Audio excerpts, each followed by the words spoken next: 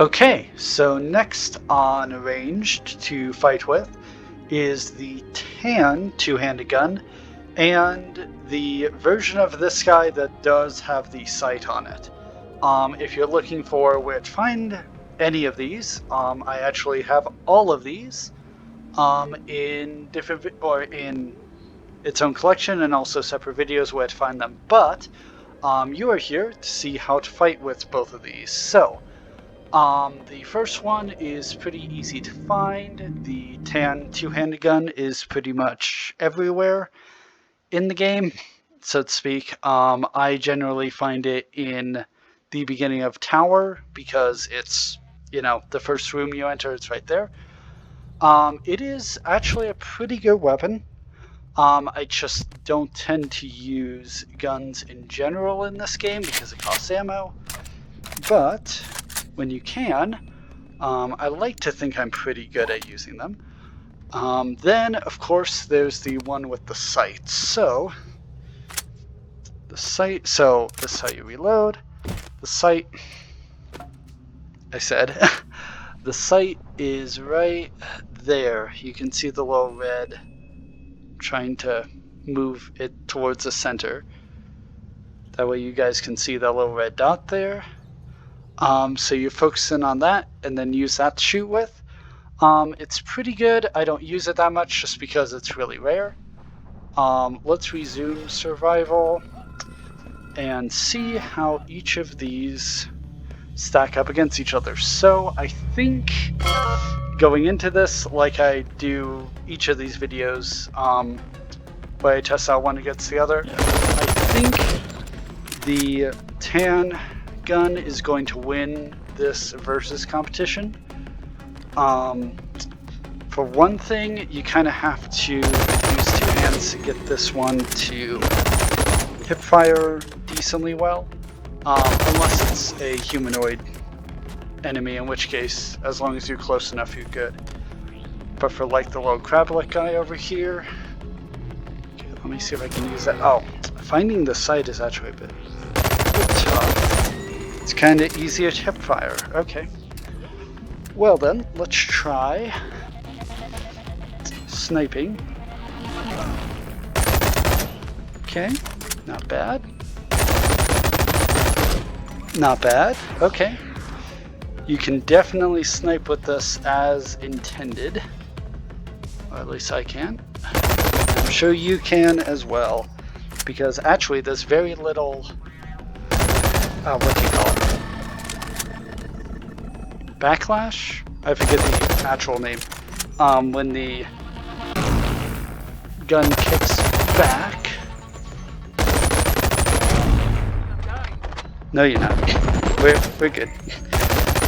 But anyway, to throw off the sight, this doesn't have really any of that when you're holding it with two hands. It's actually really steady, which is pretty neat. So that's interesting. I didn't expect it to be that steady. Let's see how this guy does. So first, just with one hand, because generally it's better to use one hand in Boneworks. Oh my goodness. Yeah. Blind reloading is still something I can't do in the game, even though I've been playing it for years. I guess I never really trained myself to blind reload anything except for a pistol. Okay. About the same, actually, one-handed, because it's not really meant to be used one-handed. But the nice thing about one-handed things, one, you have, your wrist to do whatever orientation of the weapon you would like this, you can't do as easily with two hands. And also, of course, you have your offhand ready to reload as quickly as possible, versus if you do it here, then you have to take your hand off of it to reload. With two hands, I would expect hip firing is pretty good. A lot of hip firing, in my opinion, in this game, and I suppose in Half-Life Alyx as well, is about you send out 1 or 2 testing shots, and then you unload fully once one of your testing shots hits. Unless they're close enough that you can just spray in front of you. Like a couple of testing shots, there we go. It's kind of like a spiral effect, as you saw there. Because I'm usually way off on my first testing shot, and then I narrow it in. Sorry if I'm not making as much sense as usual today. It is kind of warm, actually, in Colorado, which is concerning because I'm recording this in April, and it should not be this warm. But yeah, I would say they are actually equivalent, two-handed and one-handed, except it is easier to grab this than to grab this little thing, as you saw in the beginning when I would grab the wrong thing and then run out of ammo. Yeah, hip fire isn't the best. Then with 2, maybe that's because the magazine size on this one is smaller. Actually, I bet you what it actually is for this gun, it shoots more quickly, which generally is a good thing.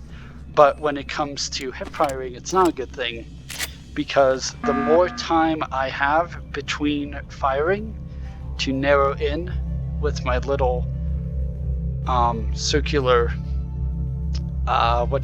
method of hip firing, the longer it takes between rounds, the fewer are going to be wasted on testing shots.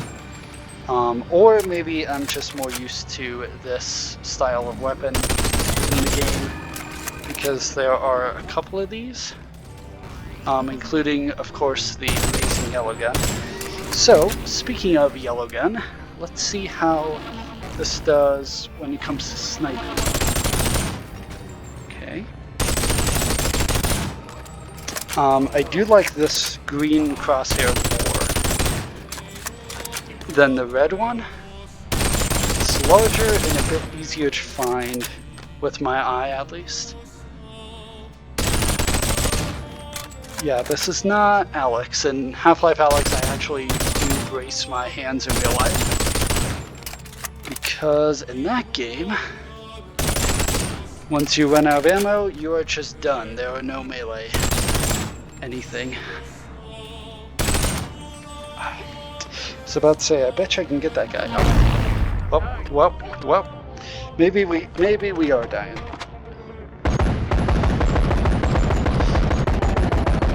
Yep, we're dying. Okay, that was my fault for being too slow on that. But overall, I would still say I like the sight of this one better compared to this guy.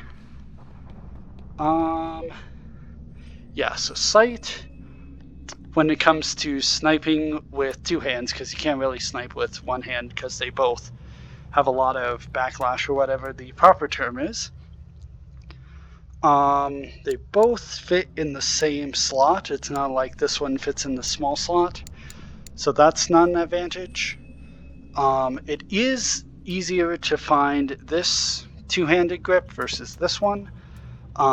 There's a much higher chance of just grabbing this.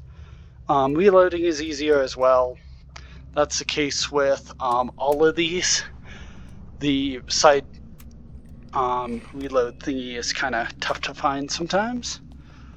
And rarity obviously goes to this guy, but that doesn't matter too much when it comes to these, because generally you don't want to be using ammo if at all possible. What else? Yeah, there's a little sight there, but it's been taken over by that. Hip firing, these are basically both the same. Yeah, I think this one wins by like a hair over this guy.